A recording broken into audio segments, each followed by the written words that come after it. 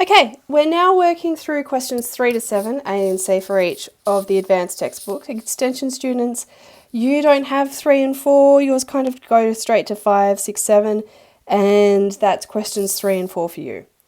So, let's have a look. In questions 3 and 4 on here on the advanced textbook, it just asked how far and in which direction has x squared been changed. So all they're asking is, if we have a look at our generic formulas, and you can see that if for the parabola, if you have a h inside, sorry, I'm just trying to find, if you have like a h inside the brackets, then that moves it left and right. If we have a plus something or minus something afterwards, that moves it up or down.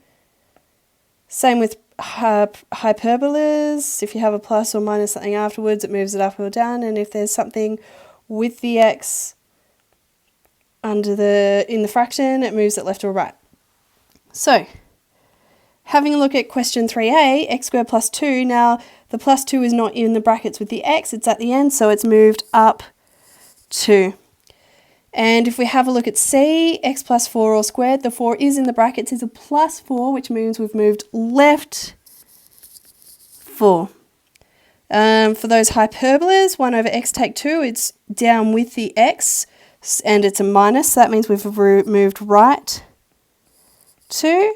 And the 1 on x take 4, the minus 4 is after the fraction, it's not a part of the fraction, so that's our k, so it means we've moved down 4. Okay, now 5a asks us to sketch each parabola by shifting our normal y equals x squared either horizontally or vertically. They're not going to do two things at once to us here. So y and x.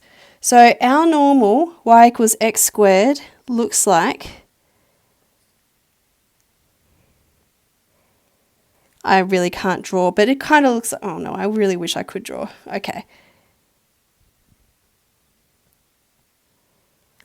Kind of looks like that, yeah? But if that has been moved up or down, sorry, with x squared plus 1, it's been moved up 1. So I'm going to grab it, if I can figure out how to grab it, and I'm going to move it up 1. I'll try a bit more. Okay, and I'm going to move it up 1 spot. That's it. It's just the normal quadratic, but it's been moved up 1 spot.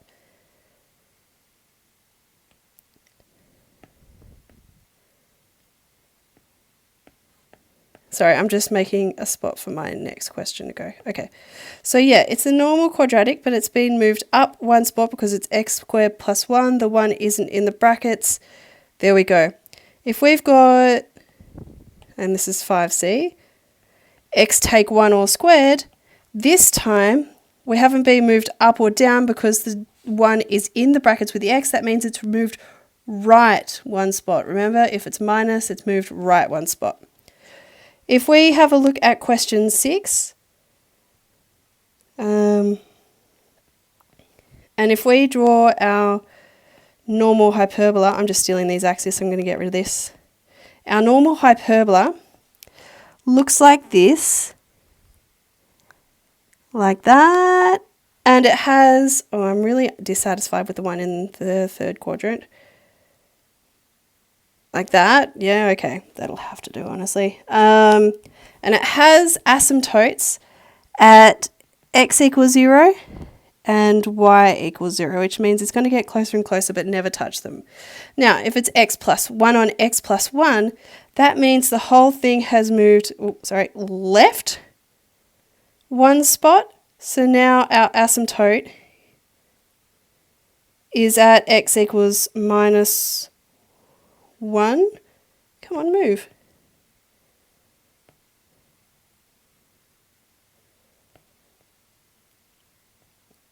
Okay, sorry about that. Which means our asymptote is here at x equals minus 1. And if we have our normal generic formula, our normal generic one for 6c, 1 on x plus 1,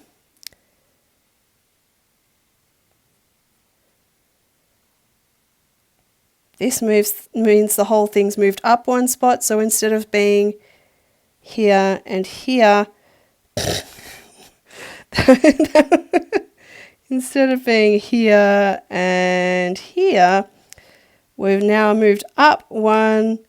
So now we're here and here. And now our asymptote is at y equals 1, yeah? Now, for each of these questions, they said to mark any intercepts with the axes. Now, this intercept's fairly easy to guess. X is 0, y is 1. This one's less easy to guess. So, to find the y-intercept, x equals 0. So, I've got y equals 0 take 1 squared, which is just 1. So, this is the comma 0, 0, 1. And the x-intercept, y equals 0, so I have 0 equals x take 1 squared. Square root of 0 equals x take 1, so x equals 1. So this is the point 1, 0. Okay. For 6a, I've got y-intercept x equals 0, so I've got y equals 1 on 0 plus 1, so y equals 1 on 1, which is 1. For the x-intercepts, y equals 0, 0 equals 1 on x plus 1. Can't exist. 0 can't be something on, like 1 on anything, because 1 divided by, like, there's no number that 1 divided by that equals 0. No intercept. Asymptote here.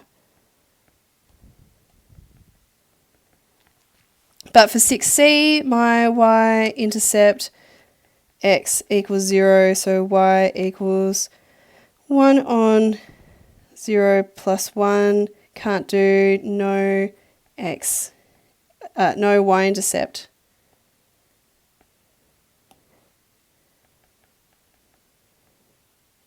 Rather, it's an asymptote.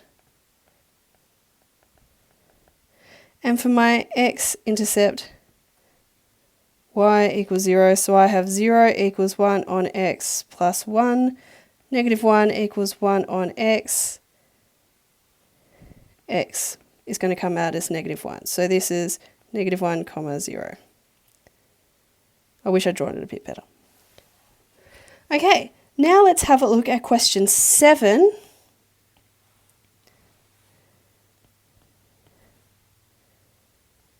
Now, my generic circles are always really easy to do. They've given it a radius of 1. So for my generic circle, we've got x squared plus y squared equals 1.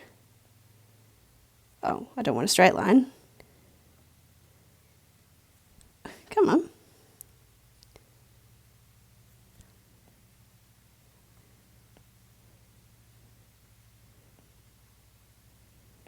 Okay, let's pretend that's it. This one has been moved left 1, and that's it. The y hasn't, there's nothing to the y. I mean, it's been moved right 1, but that's it. So now the centre is at 1, 1. And the intercepts, well, we've got y-intercept x equals 0. Let me move that over. So y equals, what is it, 0 take 1 squared.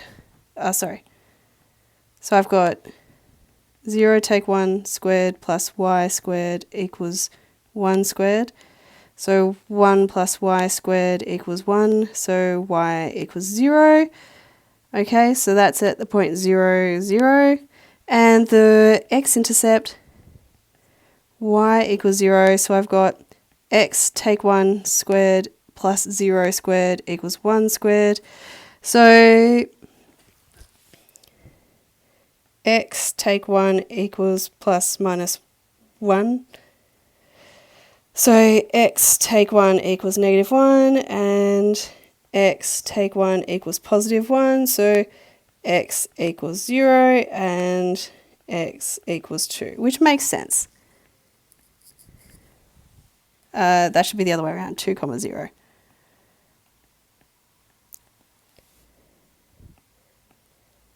Let me get this over here so I can fit this.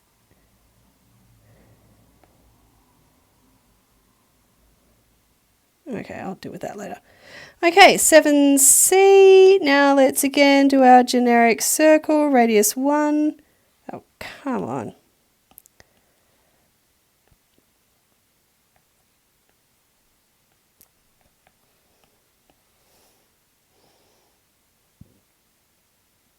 Okay, and they said y plus 1 squared, which means, oh, come on, I didn't mean to grab the axes as well.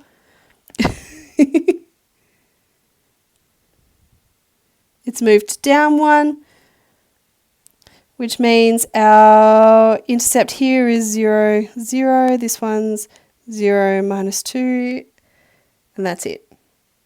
They're fairly simple.